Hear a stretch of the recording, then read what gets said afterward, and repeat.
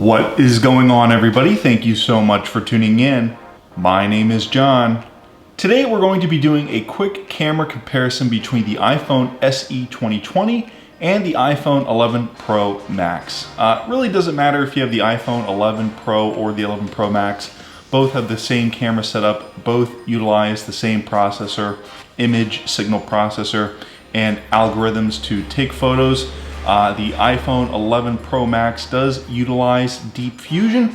I did do some research on the iPhone SE 2020 and unfortunately it does not take advantage of Deep Fusion.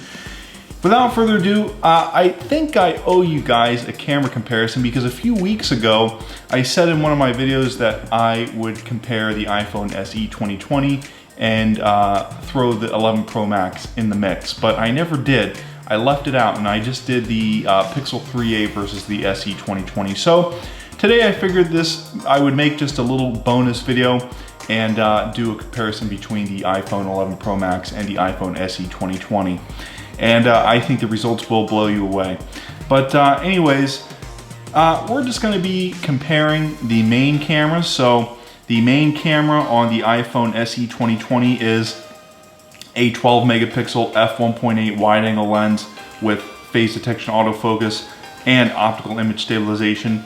And just to keep things fair, and really once you see these photos you're gonna understand why I kept it just to comparing the 12 megapixel f1.8 wide angle lens.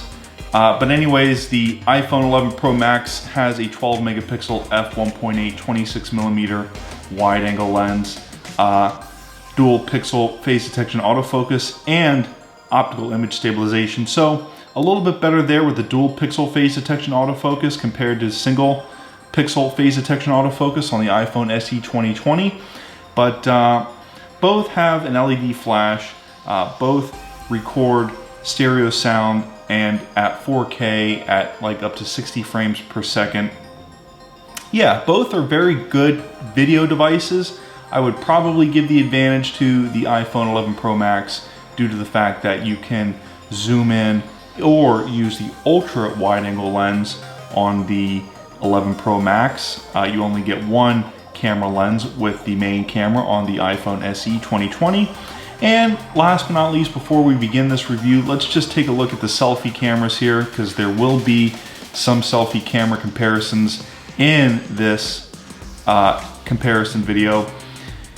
The iPhone SE has a 7 megapixel f2.2 front-facing camera, and the iPhone 11 Pro or 11 Pro Max has a 12 megapixel f2.2 wide-angle lens. So it is 23 millimeters. GSM Arena does not say how many millimeters wide the 7 megapixel selfie camera is on the iPhone SE 2020, but I assume it's probably about the same.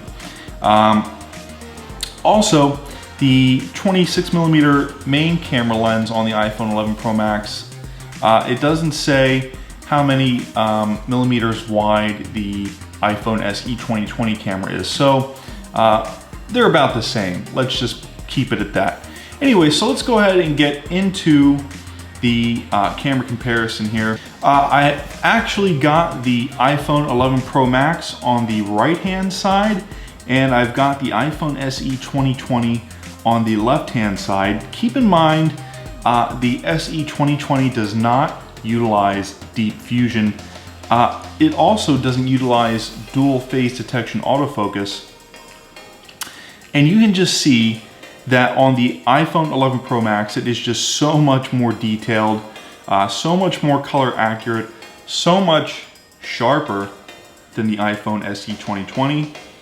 If we go ahead and check out a picture of this clock, we can see again that it is actually so much crisper and so much sharper on the iPhone 11 Pro Max. Again, with the iPhone SE 2020, and this was a complaint in my last video when I compared the iPhone SE 2020 to the Google Pixel 3a. I thought the iPhone SE was just a little bit yellow. I thought it had a little bit of a yellowish hue to it, or a yellowish tint, as you would say.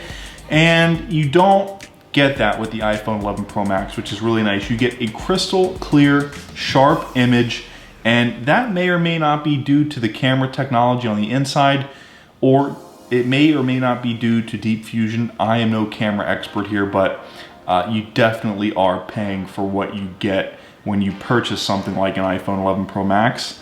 There's another image that I wanted to show you guys here. This is a really nice panorama. I'll pull it up on the iPhone SE 2020 first, and then we'll pull it up on the iPhone 11 Pro Max second.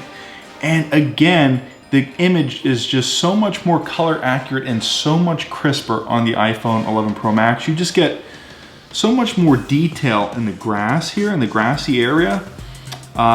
You get a little bit of haziness on the iPhone SE 2020 that you just don't get with the iPhone 11 Pro Max. And as you can see there, it really is, it really is just that much crisper and more detailed on the iPhone 11 Pro Max there.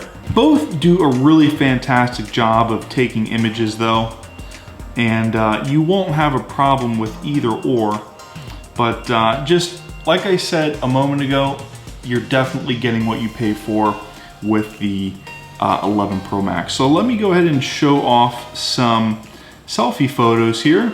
The tables have turned a little bit. The image looks a little bit blurry, looks a little bit washed out. It looks a little bit soft on the iPhone SE 2020. But what I mean by the tables have turned is the picture looks a little bit yellowish on the iPhone 11 Pro Max. It doesn't look as out of focus though as the iPhone SE 2020. The iPhone 11 Pro Max just does a much better job focusing. Let's go ahead and look at some other selfie images here. It just looks really washed out on the iPhone 11 Pro Max.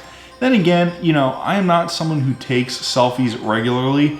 I am pretty much an ignoramus when it comes to operating the selfie camera. I am more of a rear shooter type of guy. You know, I love using the three main cameras on the iPhone 11 Pro Max to take ultra wide, wide, and telephoto shots all the time. But here, the iPhone SE 2020 actually finally does nail it. It hits the nail on the head here with a really crisp, clear, in focus, beautiful shot with background blur. The iPhone 11 Pro Max, as you can see here, just simply cannot hold up. That's probably my fault. I probably had some fingerprint smudges on the front-facing camera at the time of making this, and I didn't wipe them away, which I should have. But yeah, the iPhone SE just holds its own here and does a really great job. So last but not least, I kind of want to show you a video sample. Now I did take a video previously on the iPhone 11 Pro Max, but I decided to change it up a bit and see if I can't, you know, do a better video. So I did wipe off both camera lenses, and without further ado, here we go. Both video cameras do support stereo sound. So we'll start off with the iPhone 11 Pro Max.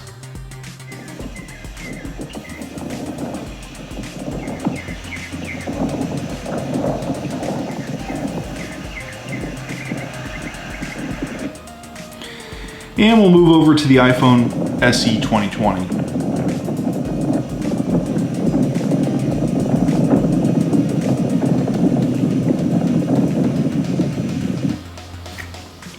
And we'll compare them side by side.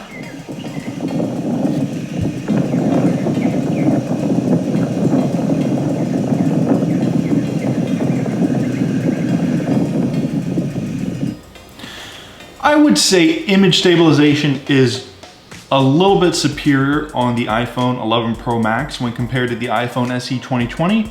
I would also say that the image on the iPhone 11 Pro Max is superior. Both were obviously taken with the standard wide-angle lens, which is about 26 millimeters on both respective lenses. It actually might be 27 millimeters on the iPhone 11 Pro Max, but it's just for the sake of this video, they are the same camera focal lengths. So I think the picture looks just a little bit better again on the iPhone 11 Pro Max than the iPhone SE 2020. Stereo recording does a really great job. Both are pretty clear audio-wise.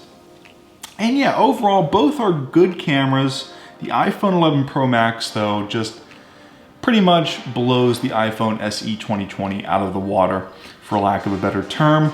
Both cameras, like I said, do take good photos, but you just get more options with the iPhone 11 Pro Max, obviously, because you get 3 rear cameras instead of just 1. But images just pop, they look sharper, they're clearer on the iPhone 11 Pro Max. The iPhone SE 2020 just has this yellowish haze or this yellowish tint to it that I really am not fond of. And you know, I've actually talked to my mom about this when I actually went over to her apartment to shoot these camera comparisons, because she has a Pixel 3a and I needed to borrow it, so I just took pictures with the iPhone 11 Pro Max while I was there. When we were comparing the 3, she definitely favored the iPhone 11 Pro Max, and so did I, over both phones, by the way, the Pixel 3a and the iPhone SE 2020. So maybe I'll make an update video with the iPhone 11 Pro Max versus the Pixel 3a, because I do have a camera comparison video between the 11 Pro Max and Pixel 3a. That was done about 6 or 7 months ago. Was pretty well received by you guys. I think you guys liked it.